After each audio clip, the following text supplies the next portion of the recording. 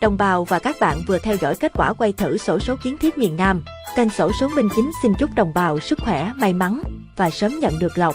Xin chào và hẹn gặp lại đồng bào và các bạn vào ngày mai.